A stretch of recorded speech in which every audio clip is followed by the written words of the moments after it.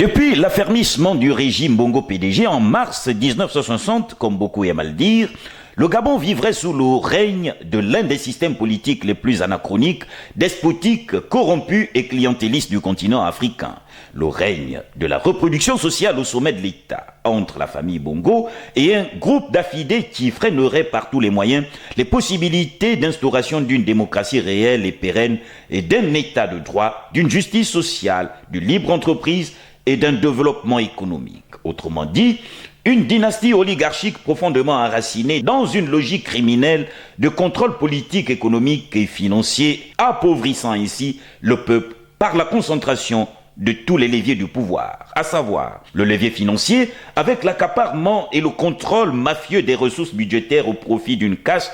et au détriment de la population. L'État serait gangréné endémiquement par un patrimonialisme qui génère, selon l'opinion publique, une corruption sans pareil devenue un fléau au Gabon. Un surendettement anormal, une captation des biens et des marchés publics, un clientélisme et un népotisme dans le recrutement de personnel et dans les nominations. Une masse salariale artificiellement hypertrophiée, les détournements massifs des deniers publics et des malversations financières de tout genre. Ainsi, en dépit des revenus conséquents de l'État, le pays serait une terre de désolation et en ruine qui manquerait cruellement d'équipements publics. Le levier économique avec la prééminence d'une corruption et d'un clientélisme qui impacterait tous les secteurs de l'économie nationale sur fond de prise illégale, d'intérêts, de délits d'initiés, d'opérations financières opaques, de blanchiment des capitaux, de contrebande de matières premières en connivence